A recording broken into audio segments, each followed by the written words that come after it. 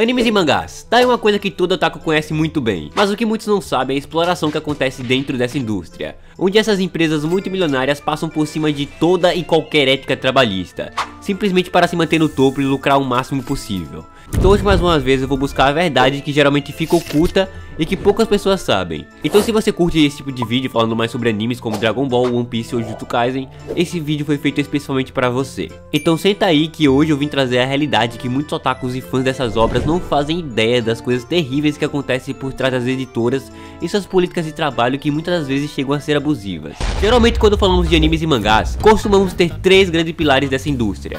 Os mangakas, que são os escritores de suas obras, onde o mangá se refere aos quadrinhos, enquanto o K se refere à especialização da área, que daí vem a origem de mangaka. As editoras, que são os que publicam essas obras, onde normalmente é a empresa que geralmente investe no mangaka e financia a sua obra, se tornando proprietária dele. E os estúdios de animação, que são os que adaptam essas obras para anime, que é o resultado final, basicamente. Os três sem dúvida são os grandes pilares que fazem a mágica acontecer. E eu preciso que você guarde essa informação muito bem na sua cabeça, que ela vai ser usada no futuro.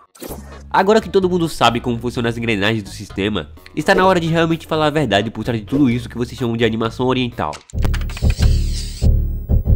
Como muitos sabem, os mangakas são literalmente os criadores de tudo que a gente assiste, e apesar de serem reconhecidos pelo mundo todo por suas obras, muitas das vezes trabalham em condições extremamente ruins, velho, vai por mim, onde precisam cumprir um prazo de entrega ridículo para alimentar a grande indústria de venda de mangás. Só para se ter uma noção, em média os que trabalham para Shonen Jump têm que desenhar literalmente 20 fucking páginas por semana. Repito, 20 páginas. 20! Onde os assistentes fazem os toques finais, enquanto o autor fica com o trabalho bruto do processo. Lembrando que essa regra não se aplica a todos, tá? Mas a maioria. Onde geralmente eles passam facilmente das 15 horas de trabalho no Japão, que apesar de claramente existir uma lei que só permite o trabalho de 40 horas semanais, as empresas parecem não estar nem um pouco preocupadas com isso, ou sequer com a sanidade e integridade de seus colaboradores de ouro. Autores famosos como Masashi Kishimoto de Naruto e Oda de One Piece já confirmaram que trabalham tanto que eles mal têm tempo para cuidar da saúde ou para as outras coisas do seu dia a dia. Onde Kishimoto revela em uma autobiografia no volume 2 de Naruto Shippuden que ele e os ajudantes dele trabalharam tão intensamente que ele simplesmente não tinha mais sanidade mental, junto de seus funcionários, e que dá seus jeitos aqui e ali para tirar um cochilo. E apesar dele falar isso de forma descontraída, citando em tom de bobeira, esse tipo de coisa,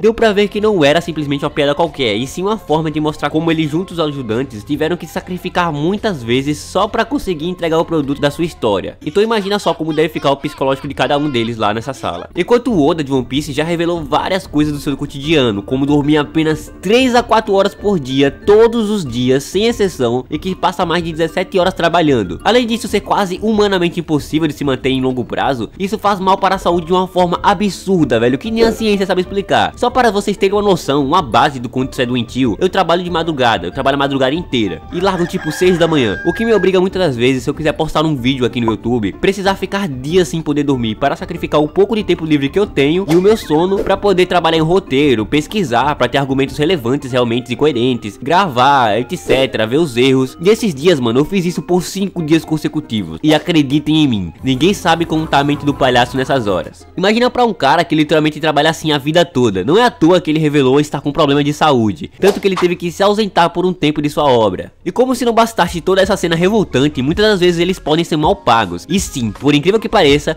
os caras ainda conseguem ter a cara de pau de não pagar um salário digno por tantas e tantas horas de trabalho. O que eu acho simplesmente um absurdo. Porque apesar do sucesso de muitas séries de mangás, os mangakas frequentemente recebem salários baixos, especialmente quando estão começando, onde por não terem muita experiência aceitam qualquer coisa para conseguir entrar na cena e um dia ser um autor de sucesso, ou ao menos conseguir viver disso. Para vocês terem uma mínima noção, estima-se que muitos mangakas ganham cerca de 2.000 a 3.000 dólares por mês. Pode até parecer um bom salário pra gente que tá aqui no Brasil, mas na verdade é bem baixo quando você descobre que eles geralmente geram centenas de milhares de dólares ou até milhões a essa indústria. E antes que venha defensor de empresa safada dizendo que existe mangaka milionários e que eu tô fazendo drama, isso é elite, são uma pequena parte deles. São os que fizeram tanto, mas tanto sucesso que as empresas não fazem questão de dar alguns milhões pra eles em troca de bilhões. E se você acha que isso só acontece com quem faz o desenho de sua obra que você tanto ama, você tá muito enganado. É sempre bom ressaltar como os mangakas são uma das 3 grandes engrenagens de todo o sistema. Então pensa um pouco comigo, se um dos principais se ferram tanto assim, imagina os outros. O que deve ter de trabalhador na cena sendo praticamente torturado de tanto trabalhar não deve ser brincadeira, principalmente os animadores. Normalmente os animadores responsáveis por dar vida aos personagens dos animes também enfrentam condições de trabalho trabalho ruins para um cacete. Essa indústria é muito conhecida por exigir longas horas e oferecer salários baixíssimos. E o que torna tudo isso mais decepcionante é que, apesar de toda essa exploração, eu ainda vejo o Enzo por aí falando que amaria trabalhar de graça para essas empresas, só por amor à arte. E mano, eu entendo sim quem curte o trampo dos caras, até eu mesmo curto, mas a partir do momento que vocês falam um absurdo desses, dá mais poder ainda para essas empresas fazerem o que querem. Porque enquanto existe gente que tenta defender ou dizer que tem que trabalhar por amor, vai acarretar em um fortalecimento dessa indústria que literalmente destrói qualquer qualidade de vida que eles poderiam ter. Imagina só como deve ser um absurdo para ter o autor de mangá ou animador ter que passar toda a semana dele trabalhando, às vezes não ter folga, virar, mano, e simplesmente não ter tempo de passar com a esposa, tá ligado?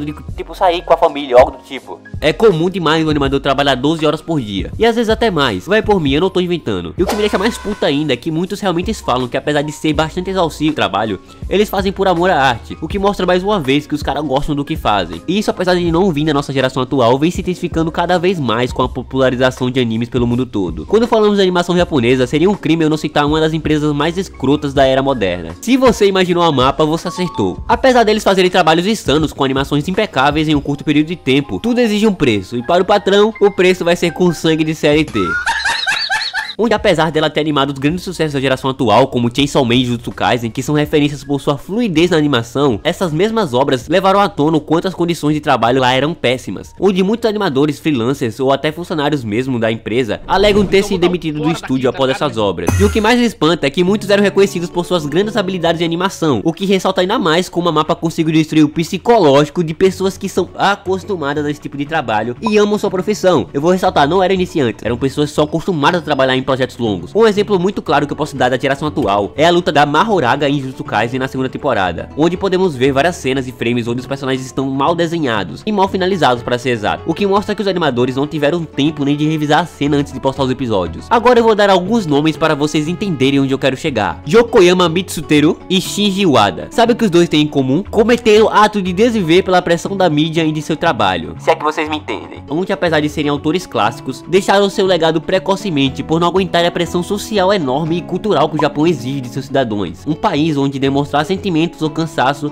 é sinal de fraqueza e inutilidade. Um país frio que mata sua população aos poucos, com essa cultura retrógrada que aflige o país até hoje. O que eu quero esclarecer aqui pra vocês é que esses não são casos isolados. Sabe, sei lá quantas pessoas já tiveram esse trágico fim que foram ocultadas para não virar polêmica no mundo afora. Pessoas pequenas, peixes pequenos da indústria como animadores, etc. Sem dúvida, a forma como essas empresas tratam a vida humana pode chegar ao nível do ridículo. Precisamos cada vez mais dar palco a esse tipo de conversa, para que cada vez menos pessoas sejam tratadas como ferramentas. E infelizmente muitos otakus só sabem admirar o Japão como um país perfeito onde eles queriam nascer. Mas o foda é que muitos não percebem a realidade que a mídia esconde. E por isso que eu vim hoje trazer esse tipo de realidade, para vocês ficarem espertos quando forem ler uma obra, ou então quando o seu anime favorito atrasar o episódio ou não poder lançar na mesma semana. Pensa comigo, velho, será que vale realmente a pena reclamar ou xingar os caras falando que os caras é vagabundo na internet? Porque os caras trabalham pra cacete nessa indústria. Então assim, próxima vez, mano, vê se não reclama, porque eu já fui um desses babacas. Eu lembro que uma vez um episódio de One Piece atrasou por umas 2 semanas. Eu fiquei puto para um cacete, mas eu era moleque, eu não sabia que tipo funcionava assim essa indústria. Então, antes de você reclamar de alguma coisa do tipo, veja bem o nível dos caras que tá acontecendo dentro dessas empresas. E infelizmente isso vai continuar acontecendo por muitos e muitos anos, porque além de muitas pessoas darem pauta e deixarem isso acontecer, ou ignorarem e fingirem que não vê, o Japão tem uma cultura extremamente desgraçada, para se dizer exato, onde você trabalha para um cacete para se manter bem em sociedade. Lá, sintomas como doença, fraqueza, cansaço, férias